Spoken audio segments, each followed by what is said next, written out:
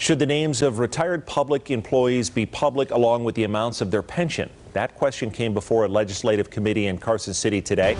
Politics Now co-host Steve Sebelius has been following a bill that would keep those names confidential, and he now joins us with that report live in studio. Steve? Well, Brian, this bill comes after years of litigation between newspapers and watchdog groups and the state's public employees retirement system.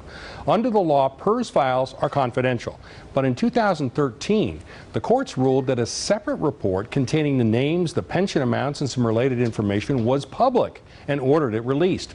In response, PERS altered that report to replace retiree names with identification numbers, which made it impossible to identify individuals. When PERS denied the Nevada Policy Research Institute's request for a report with the names, the institute sued, and the Supreme Court ruled the system had to provide that information. Well, flash forward to today when Democratic State Senator Julia Ratty of Sparks introduced Senate Bill 224, which would specifically keep names confidential but release the ID number, pension amount, and some other information. Ratty got a similar bill through the 2017 session, but it was vetoed. Ratty and the public employee unions who testified in favor said the bill is needed to prevent identity theft, protect public workers, including police officers, and to shield vulnerable seniors from unscrupulous scam artists. And Ratty also contended that even though the contributions to PERS come from taxpayer-paid salaries and local government matching funds, they aren't taxpayer money.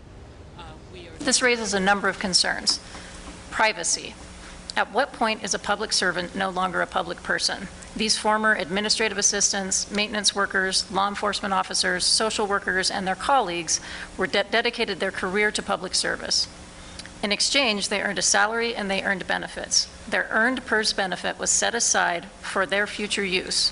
When we are prying into their individual account, we are not looking at taxpayer money. We are looking at that individual's earned benefit, no different than if I wanted to know about the contents of each of your personal retirement accounts.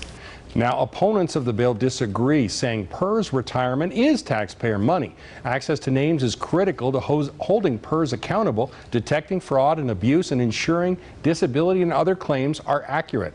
And Rob Fellner of the NPRI said some lawmakers voting on the bill have a conflict, since there are several state and local government employees and retirees serving in Carson City. Two of the bill's sponsors, Senators David Parks and Joyce Woodhouse, are collecting PERS pensions, in fact. Now, Ratty's 2017 bill passed the legislature on a party line vote, so it's probably got a good chance of passing this time around. And while Governor Brian Sandoval vetoed the measure on the grounds of the public's right to know, new Democratic Governor Steve Sebelius may look at the measure a little more favorably. Denise?